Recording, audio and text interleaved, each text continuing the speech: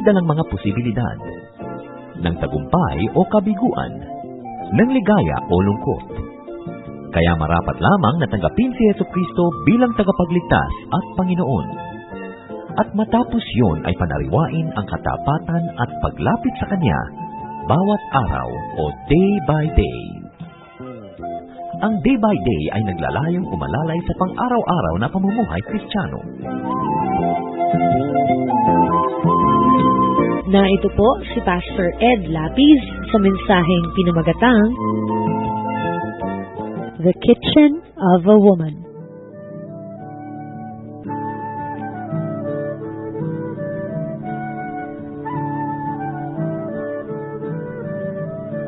The Kitchen of a Woman.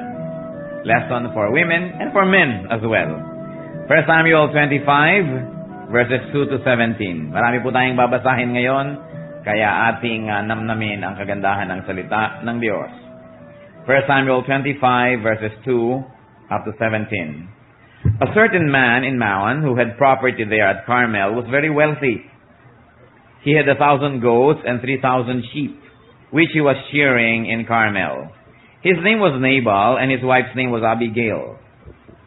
She was an intelligent and beautiful woman, but her husband, a Calebite, was surly and mean in his dealings. While David was in the desert, he heard that Nabal was shearing sheep. So he sent 10 young men and said to them, "Go up to Nabal at Carmel and greet him in my name. Say to him, 'Long life to you, good health to you and your household, and good health to all that is yours. Now I hear that it is sheep shearing time. When your shepherds were with us, we did not mistreat them. And the whole time they were at Carmel, nothing of theirs was missing. Ask your own servants, and they will tell you. Therefore, be favorable toward my young men, since we come at a festive time. Please give your servants and your son David whatever you can find for them.'" When David's men arrived, they gave Nabal this message in David's name. Then they waited. Nabal answered David's servants, "Who is this David? Who is the son of Jesse? Many servants are breaking away from their masters these days. Why should I take my bread and water and the meat I have slaughtered for my shearers and give it to men coming from who knows where?" David's men turned around and went back. When they arrived, they reported every word to David. David said to his men, "Put on your swords." So they put on their swords, and David put on his. About 400 men went up with David, while 200 stayed with the supplies.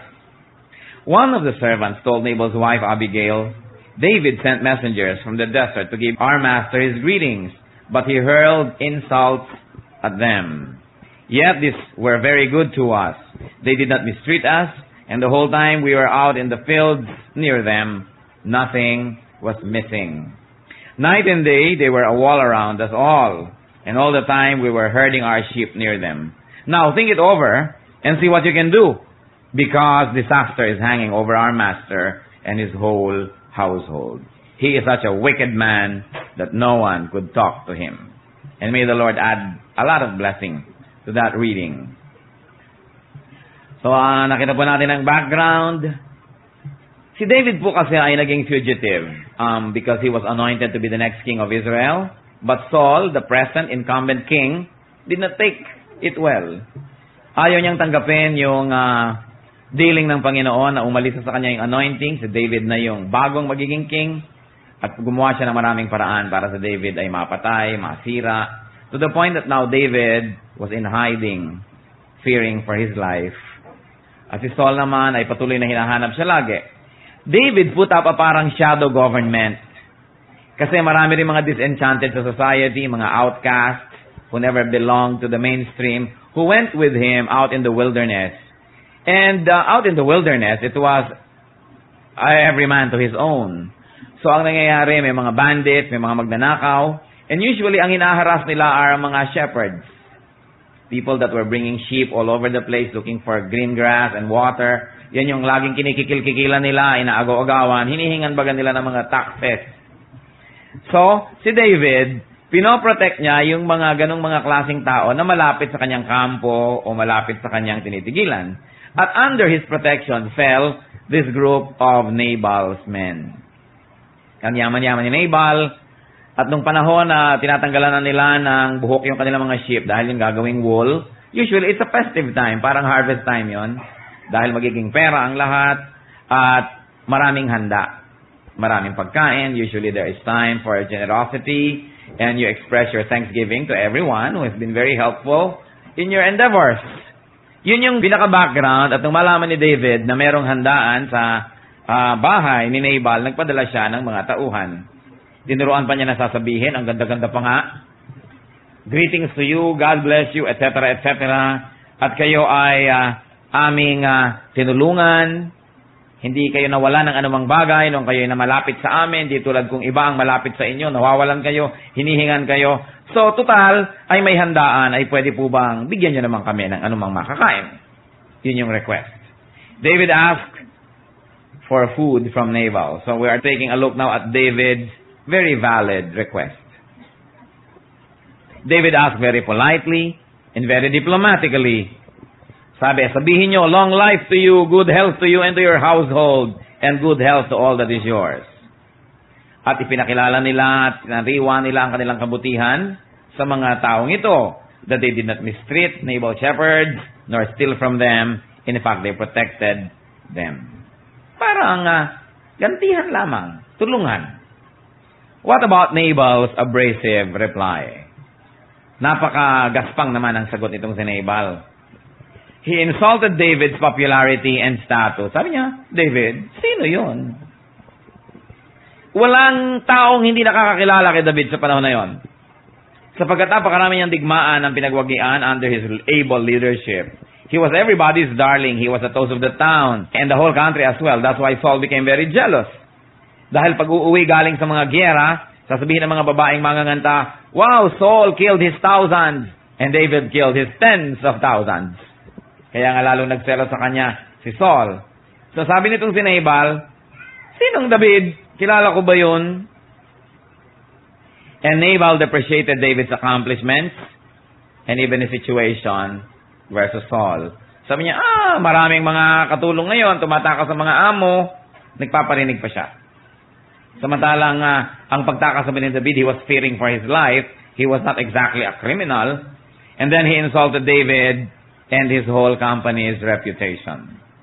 Dahil doon, nagalit si David. Let's take a look at David's fury. Nabal's reply was reported to David, word for word. Dumating kanyang inutusan, inaasahan nila David maraming dalang pagkain, dahil sila nasa mga kagubatan, nasa ilang, nasa desert, kaya hindi sila nakakakain masyado ng mga masasarap. Kung ano-ano na lang nakakain nila. Kaya ngayon excited siguro silang kumain ng handa. Tapos, sabi, hindi daw kayo kilala. Sino naman daw kayo? Marami daw ngayong mga alipin, tumatakas sa kanilang mga amo. Nagalit si David. He ordered his men to put on their swords. Isuot ang inyong mga espada, ang inyong mga tabak, ang inyong mga sandata. 400 men went with him. As we were told, 200 stayed with the supplies. So obviously, there were at least 600 of them. Marami rin sila. Marami sila. Now, let's take a look at a servant's wise move. Nabasa na natin yan. Isang katulong ang pumunta kay Abigail. Obviously, wala si Abigail nung nangyari ang mga yon. O siya ay busy siguro sa ibang parte ng kanilang bakuran. Hindi niya nalaman na may dumating na mga tao na padala ni David at tinanggihan ang kanyang asawa. A servant reported the problem to Abigail, Nabal's wife. And he recounted David's goodness to them. Sabi nga po, senyora, napakabait talaga niyan. Talaga hong napatunayan namin. Hindi kami inabuso, hindi kami kinikilan, hindi kami hiningan. Then he suggested that Abigail should do something. At what else did this servant do? He berated Nabal for his wickedness. Sabi niya, yung asawa niya naman talaga magaspang. Sino ba naman ang makakakausap dyan? Walang makakapangatwiran sa kanya. Siya na lang ang laging tama. So far, so good. Let's keep on reading and take a look into Abigail's household. 1 Samuel 25:18-19. Abigail lost no time. She took 200 loaves of bread, 2 skins of wine, 5 dressed sheep, 5 seahs of roasted grain, 100 cakes of raisins, and 200 cakes of pressed figs, and loaded them on donkeys. Then she told her servants, Go on ahead, I'll follow you.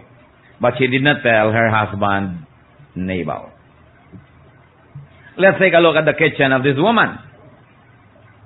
Marami siyang pakakainin, maraming dapat ipaghanda, darating ang maraming bisita, and yet, when she realized this terrible mistake that her husband committed, she quickly assembled an impressive package of gifts for David and for his men. And let me refresh your memories of statistics. 200 loaves of bread. Dami nun. 5 skins of wine. 5 dressed sheep. Diba? 5 mga tupa. 5 seahs or 37 liters of roasted grain. 100 cakes of raisins. And 200 cakes of pressed figs. Ang dami. Dali-dali niya inassemble. Then she had them loaded on donkeys and sent quickly to David. The supplies in her kitchen tells of one, her managerial skills and foresight. Hindi tulad ng iba dyan, nagigisa, ay wala palang bawang, at saka patatakbo ng bawang. Sa kalagitnaan, ay wala palang kamatis, at saka maghahanap ng kamatis. Hindi siya ganon. Well supplied ang kanyang kitchen. And then, it also tells of her husband's very able provision. Kahit naman siguro gano'n ka-organize ang babae, kung wala namang ine-entrega yung lalaki, wala ring laman ang kanyang kusina. So nakikita natin itong magandang partnership. The man was a good provider and the woman was a good manager. Meron naman na good provider pa rin yung lalaki, pero burara pa rin yung babae, wala ka pa rin makain. Tuwing lalakad, saka namamalansya. Hinahanap lagi ang kapaan sapatos, laging late, laging delayed, kasi burara. Ngayon, napakahusay nitong babaeng ito. And then, let's take a look at her husband. And then her servant, rather. Her servant was very bold to talk to her. Did you notice that? Sabi, eto po, may nagdatingan, hindi naman binigyan na inyong asawa. Ang asawa niyo naman ho kasi ganyan ang ugali. Talaga napakagaspang, etc., etc. At babalikan natin yung katulong na yan. Ituloy natin ang pagbabasa and let's take a look at Abigail's diplomacy. 1 Samuel 25, verses 20 to 31. Pagkahaba-haba ng ating mga narration. Okay? Verses 20 to 31. As she came riding her donkey into a mountain ravine, there were David and his men descending toward her, and she met them. David had just said, It's been useless, all my watching over his fellow's property in the desert, so that nothing of his was missing. He has paid me back evil for good. May God deal with David, be it ever so severely, if by morning I leave alive one male of all who belong to him. When Abigail saw David, she quickly got off her donkey and bowed down before David with her face to the ground. She fell at his feet and said, My lord, let the blame be on me alone. Please let your servant speak to you. Hear what your servant has to say. May my lord pay no attention to that wicked man, Nabal. He is just like his name. His name is Fool, and folly goes with him. But as for me, your servant, I did not see the men my master sent. Now, since the Lord has kept you, my master, from bloodshed, and from avenging yourself with your own hands, as surely as the Lord lives, and as you live, may your enemies and all who intend to harm my master be like Nabal. And let this gift, which your servant has brought to my master, be given to the men who follow you. Please forgive your servant's offense, for the Lord will certainly make a lasting dynasty for my master, because he fights the Lord's battles. Let no wrongdoing be found in you as long as you live. Even though someone is pursuing you to take your life, the life of my master will be bound securely in the bundle of the living by the Lord your God. But the lives of your enemies he will hurl away as from the pocket of a sling. When the Lord has done for my master every good thing he promised concerning him, and has appointed him leader over Israel, my master will not have on his conscience the staggering burden of needless bloodshed, of having avenged himself.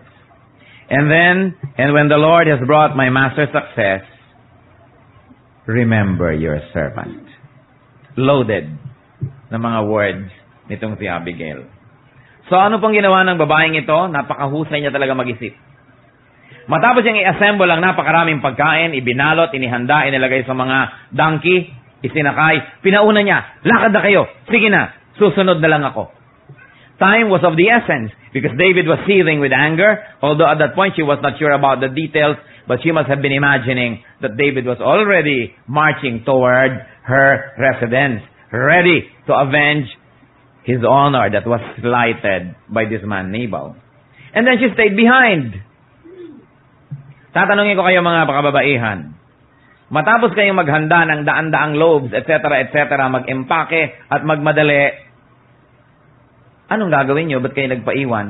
Dadalhin nyo naman talaga yung pagkain. Stretch your imagination. I like to think, nag-shower siya. Nag-retouch. Nag-ayos-ayos. Aba, harap ka ba naman kay David? David was, nasa top ng listahan ng lahat ng kolehiyala nung araw yan si David. So talagang popular and everybody just wanted to be near this guy. So, she stayed behind. The Bible doesn't tell us why, but stretch your imagination. Alright? And then later on, she went without telling her husband. Bakit? Pipigilin lang siya nun. Pipigilin lang siya, mamamatay lang silang lahat pag naging masunurin siya. So ang kanyang ginawa, pinalakad niya una yung mga donkeys at mga katulong at pagkatapos sumunod siya. At napaka-dramatic. Nung sumunod siya ay papaakyat sa isang burol at pababa naman si David kasama ang napakaraming lalaki na armado. At siguro umaalimbo kayo mga alikabok dahil sa bilis ng kanilang mga lakad. But there was Abigail, her veil fluttering in the breeze and probably her perfume wafting in the air, going ahead of her as her ambassador of goodwill. And as soon as she saw David, she went down from the donkey she was riding and bowed to the ground. She fell at David's feet. Then she went on with her very beautiful words. Abigail, first of all, put the blame on herself. Sabi niya, patawarin niyo po ako, kasalanan ko yan. Ako ang housekeeper, di ko malang namalayan na kayo pala ay dumating at nagpadala ng mga tao. Kasalanan ko pong lahat. And then she berated Nabal. So niya, pasensya na kayo kay Nabal, kamukha ho siya ng pangalan niya, fool. Ang ibig sabihin pala ng pangalan ng lalaki, ito ay fool. Isipin yung pangalan niyan. Effectively, she was siding with David. Effectively, she was saying, you are right to get mad. But really, if you would get mad, sa akin kayo magalit. Sa akin yung ihataw ang daladala niyong tabak. Paano mo magagawa sa isang babaeng kay ganda-ganda at kay bango-bango at nakayuko pa sa'yo? And then she prophesied. She prophesied on David's success and greatness and protection from God. So niya, napakadakila niyo po, and you are destined to be king. Alam niya, the lady was a prophetess.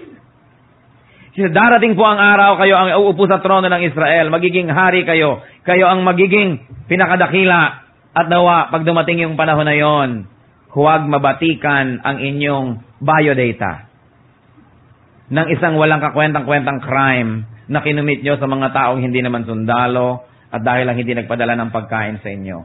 Do not destroy your very bright future. Ang galing. And then, this very intriguing ending. And when you are king, when you are successful, when God has given you all those He promised to you, remember M, remember E. Put them together. Remember me. Yun talaga ang sinabi niya. Binasa niyo ba? Sino namang lalaki ang hindi mapapawi ang galit? Pag ganito ang approach sa'yo, kahit siguro natanggal mo na yung pin ng granadang ihagis mo, ibabalik mo pang pilit. Yung iba naman mga babae kasi, kaya nasasapok. Mainit na ang ulo ng asawa, sasalubungin pa. Sinasabi ng tumigil ka, bakit ako titigil? Bilang pa. Titigil din lang pala. Nag-aantay pang masaktan. Pero hindi niya sinalubong yung galit. Marunong. Well, of course, hindi na natin babasahin ang susunod na nangyari. Umuwi ang babaeng ito, lasing na lasing ang asawa. Dahil sa dami ng ininom at kinain, hindi makausap, so binayaan niyang matulog. Kinabukasan, nang nagbubukang liwayway. Sabi niya, alam mo, dapat patay ka na ngayon. Doon niya sinabi ang lahat. One more lesson we can learn, huwag kayong kakausap sa lasing. Mga husband, sa mga mainit ang ulo, ipagpabukas nyo na yan. May oras ang lahat ng bagay, sabi ni Solomon. For everything there is season. Those who know their timing can get everything. Timing kasi mahalaga. So she knew her timing. Yung small talk in the early morning, when people have already relaxed, and yet they have not risen yet, so you are rested and soothed and calm, you can take anything.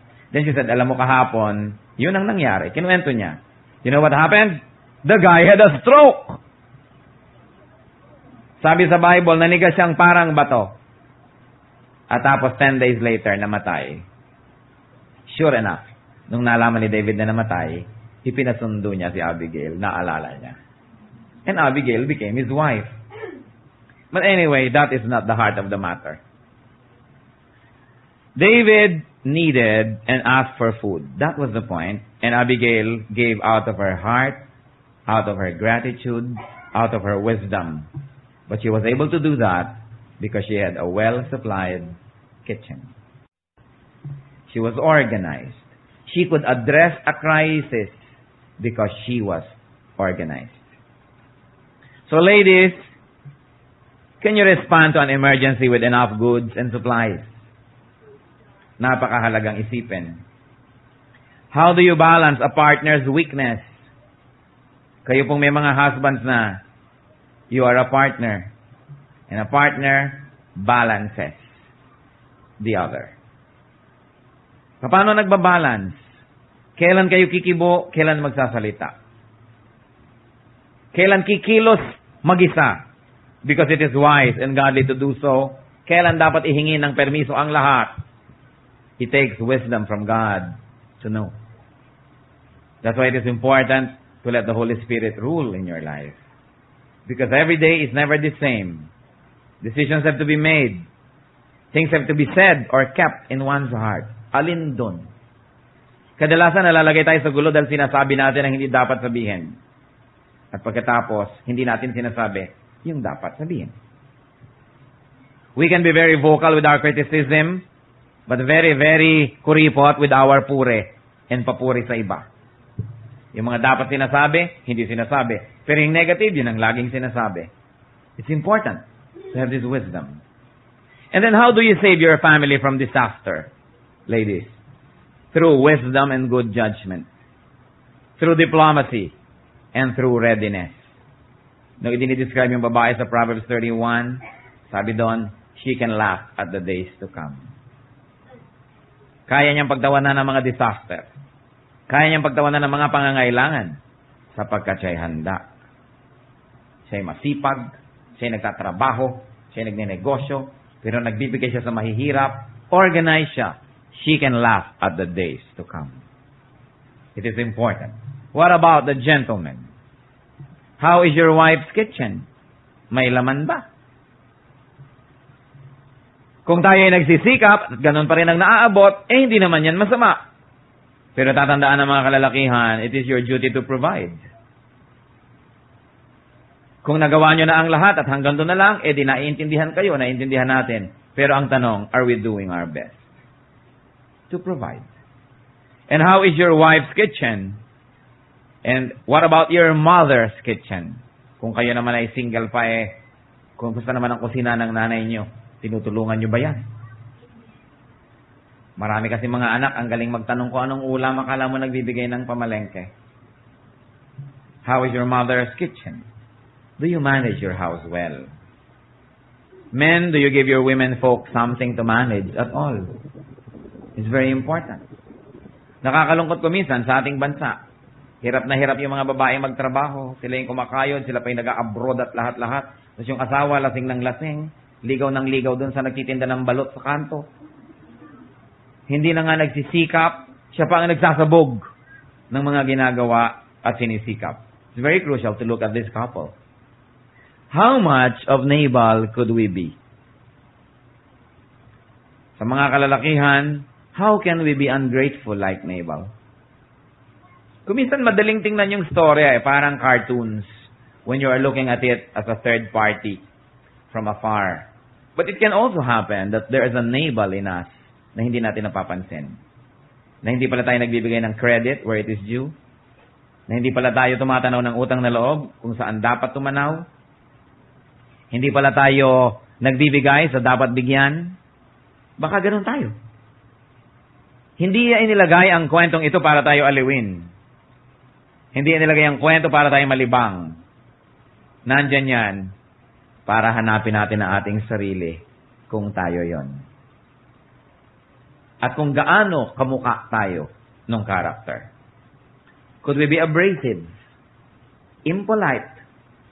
Alam nyo kuminsan, pag hindi nyo kailangan ng tao, hindi nyo kailangan ng kanyang tulong, you are self-sufficient, you have what you need, it is easy to become rude.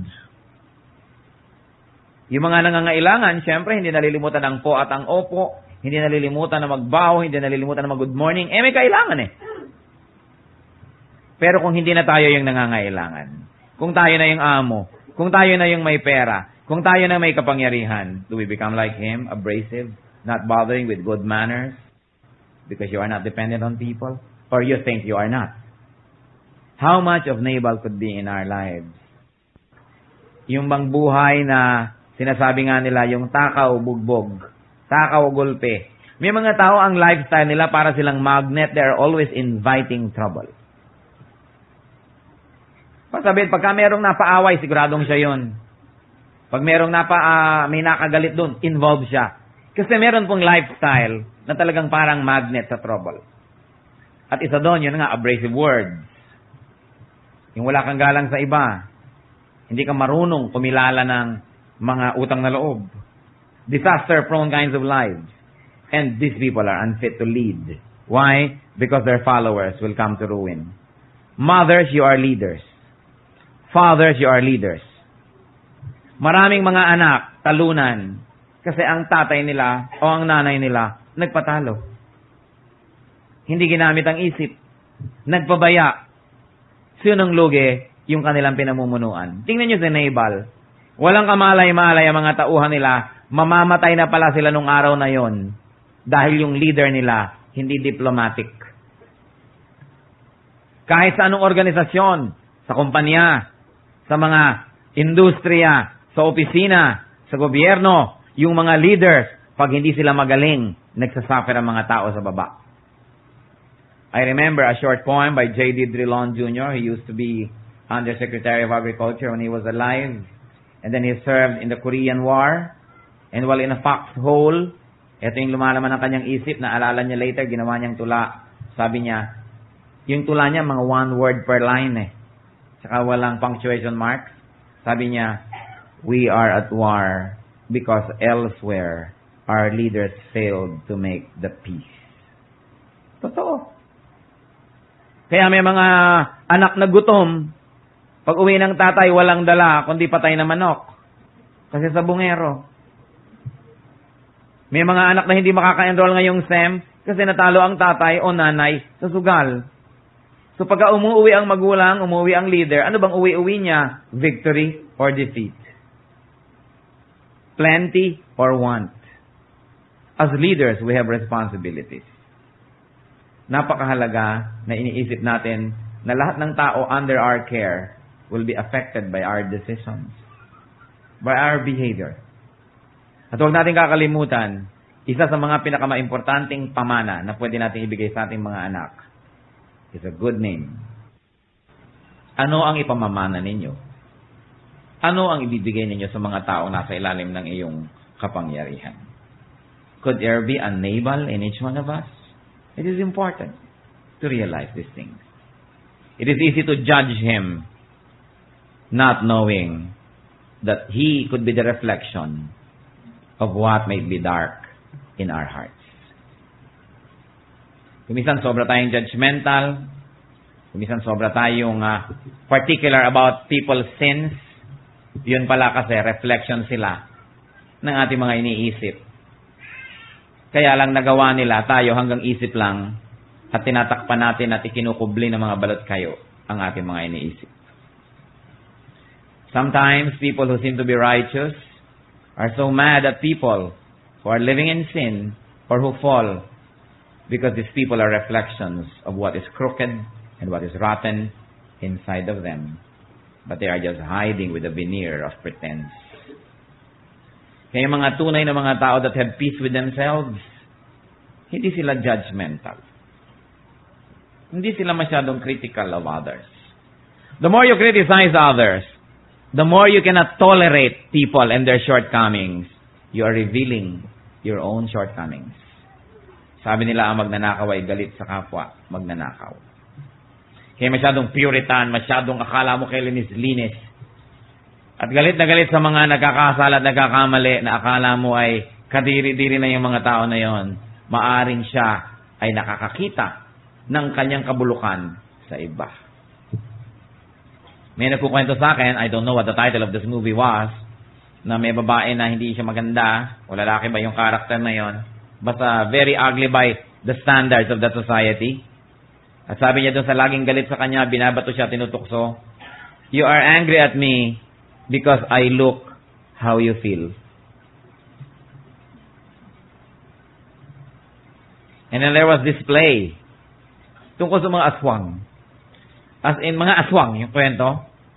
At sabi nung isang aswang, sa kanyang kapwa aswang, galit ang mga tao sa atin kasi tayo ay refleksyon ng kanilang mga kaaswangan. Nakikita nila sa atin ang mga kabulukan ng kanilang puso na kanilang ikinukubli ng balat kayo. Ang lalim, isipin. So, sinaybal kaya tayo? O baka tayo naman si David. Ano naman siya? Very easily angered. Napaka-seryosa naman tungkol sa kanyang sarili. Na nung nasabihan, sino ba yun? Hindi ko kilala. Patutunayan na niya agad kung sino siya. Baka tayo ay ganon. Medyo na-stab ka ng kapwa. Hindi ka napansin. Minaliit ka. Na-insulto ka. Patutunayan mo agad na ikaw ay isang mabangis na layon. Patutunayan ko sa iyo kung sino ako. Yung ganyang klaseng mentality. We could also be like David. Impulsive. Vindictive. Mahilig gumante. Si David, naisip na niya sana na hindi ko napapatulan ito. Una, the guy was not in his league. David was a trained army man. Nabal was not. David was destined to be king. Nabal was not. And yet, David was willing to stoop so low just to get even. Brothers and sisters, you know what's wrong with getting even? When you got even, you are the same. Yan ang problema. Pag tumabla kayo, pantay kayo. Tablay. You lose your moral upper hand. Pag tayo ay minali ng iba, gumawa sila ng mali, hindi sila naging polite, you continue to be polite. Sapagkat pag tayo ay naging magaspang sa magaspang, edi pareho lang tayo. Then we have no right to be angry because we lose the moral upper hand. We are in fact just the same. Kaya pagka minura ka at minura mo rin, pareho lang kayo. Pag dinaya ka, dinaya mo rin, pareho lang kayo. Bakit pa tayo naging Kristiyano? Sabi ni Lord sa mga tao, greet those who do not greet you. Give to those who do not give. Be kind to those who are not kind. Dahil, kung ngingiti lang kayo sa ngumingiti sa inyo, sabi niya, pati mga masasamang tao, ginagawa nila yon. Kung mabuti kayo sa mabuti sa inyo, pati mga kriminal mabuti sa kapatid nila o sa nanay nila o sa kaibigan nila. Sabi, pero dahil Kristiyano kayo, mas mataas kayo sa mga taga-sanlibutan, therefore, nginingitian nyo yung hindi ngumingiti sa inyo. Binibigyan nyo yung hindi nagbibigay, nagpapatawad kayo sa hindi nagpapatawad, tinutulungan nyo ang hindi tumutulong, hindi kayo gumagante. Kasi pag gumanti kayo, pareho lang. Dapat hindi pareho. Because God's children are to be separate. So niya, I separate you to be my people. You are my representatives. You are my ambassadors. You are my children. Therefore, we should be different. Kumisan, ang daming batang naglalaro. Kitang-kita mo yung bata na may turo ng magulang. Di po ba? Kahit mga teenagers na, kahit may mga edad na, kitang-kita mong kumilos yung naturuan ng magulang. Sabi mo, ay, mga Pinoy ang mga batang yan, may turo ng magulang eh. Ganon din ang mga anak ng Diyos. Tinuturoan. Tinuturoan tuwing linggo. Tinuturoan tuwing Huwebes. Tinuturoan araw-araw. Personal, sa radyo, sa TV, sa tape. Dapat makita na may turo tayo. At pag nakikita tayo ng sanlibutan, napupuri nila ang ating magulang na Diyos. Kaya sabi, ibang-iba yung mga yan. Kasi Christian eh. Kasi nagba-Bible. Kasi born again. Hindi sasabihin ba, kanya bang born again? Ganyan bang Christian? Kung ganyan din lang, wag na. Ibig sabihin ako, hindi nakita na may turo tayo. Yung itinuturo sa atin, kailangan nakikita sa ating buhay. Hindi lang nadidinig sa ating bibig. Yung iba ang lakas-lakas, praise the Lord! Hallelujah! Etc. etc. Pero ang buhay naman, di mo makita. Kaya tuloy yung iba, kinakarikaturize tayo eh. Uy, ayan na yung mga praise the Lord. Ayan na yung mga hallelujah. Iba kasi, kumitang corner naman yung iba magdala. Exaggerated. Actions speak louder than words. You can praise God without having to shout all over the place. Yung ating kilos, the way we treat people, the way we return people's deeds to us. Could we be a David? But let us not fault David too much. Nakinig naman eh. Nakinig. Yun ang mahalaga. Nagkakamali, pero nakikinig. Nagbabagong loob. Kaya ang sabi, David is a man after God's own heart. Because even though David would fall, he would rise again. He would commit an error, he would repent. Marunong siyang makinig. Hindi siya nagsabing, baka sabihin nila sa isang babae lang, nakinig ako. Tuloy! Nakinig siya. At nakita ninyo yung napakahalagang ministry, hindi lang ng babae, maging ng lalaki, yung payapain ng isang tao na gagalit. That's a ministry. Yung papayapain nyo yung galit, hindi yung matapos kayong makausap o makita, lalong nagalit. Hindi yung ministry ng mga anak ng Diyos. Why? Because we are to be called people of peace. Peacemakers. Napakahalaga. But brothers and sisters, you cannot give what you do not have. You can give peace to others only if you have it. Kaya napakahalaga tayo muna yung maging recipients ng ganito. Tanong sa lahat, ano-ano ang mga kusina ng buhay natin na dapat merong supplies? Dapat managed well. And this time we are going beyond the physical kusina. Ano-anong bahagi ng buhay natin dapat well-stocked? Maraming provisions. One is knowledge. Dapat marami tayong alam. Pag kailangan mo, inilalabas mo yung knowledge. Pagka may nagbibigay ng kasinungalingan, nare-refute mo dahil alam mo yung totoo. Dapat marami kang alam na verses. Marami kang alam na turo ng Diyos. Marami kang alam na practical information so that when there's a need, ilalabas mo lahat yan. Sabi mo kamo ng Encyclopedia Britannica, Volume 4, page 3, paragraph 2, sentence number 1. Alam mo. Kasi pag hindi mo alam, madaling madaya ng kaaway. Ano pa? There should be a lot of understanding and affection in our hearts. Dapat maraming love. Kasi, ini-withdraw pag kailangan. But if there's not enough, konti lang iritasyon, galit na tayo. That means there's not enough love in our hearts. There should be a lot of maturity so that when we are encountering childishness among people, you will understand. Para ka lang isang magulang na naunawaan mo yung mga childishnesses ng iyong anak. Hindi pinapatulan mo, kundi nauunawaan mo, sinasabi mong balang araw mag-grow up din siya. Lalago din siya at marirealize niyang siya yung mali. But now, I will nurture and I will understand. And if I can teach lovingly, I will do the same. Ano-ano ang mga kusina ng ating buhay?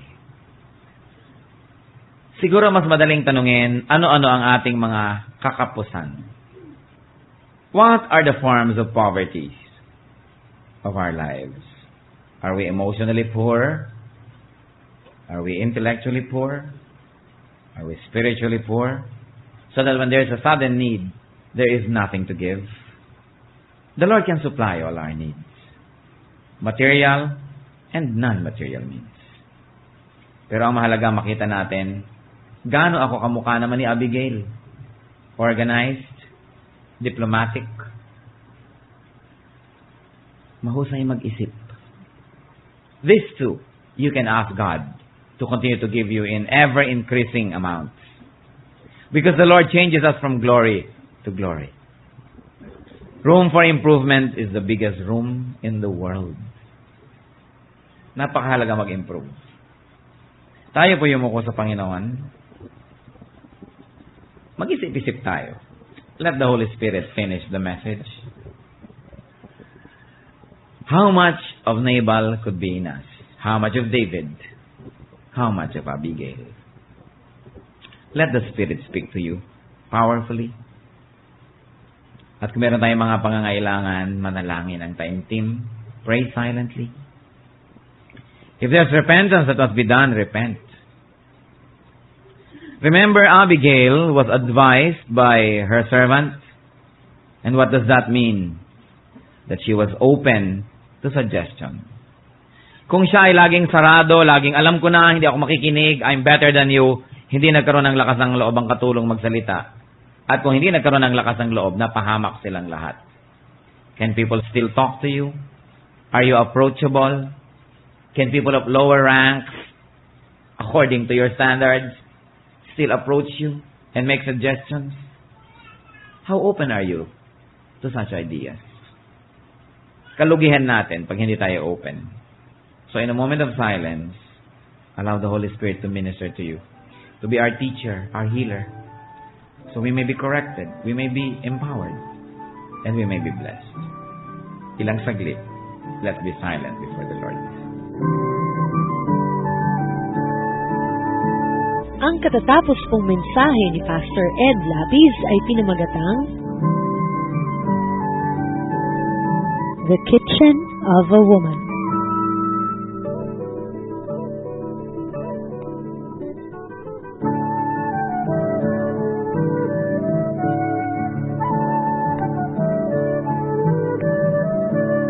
Kung kayo po ay na-bless ng programang ito o may comments o suggestions, mag-text sa Radio Listener Text Liwanag. Type RL space name space address space ang inyong mensahe at ipadala sa 0917-549-2624. Oras na po para pansamantalang magpaalam ang programang Day by Day. Tayo po'y magsama-sama mula Lunes hanggang Biyernes. Magandang gabi po at mabuhay ang Panginoong Hesus.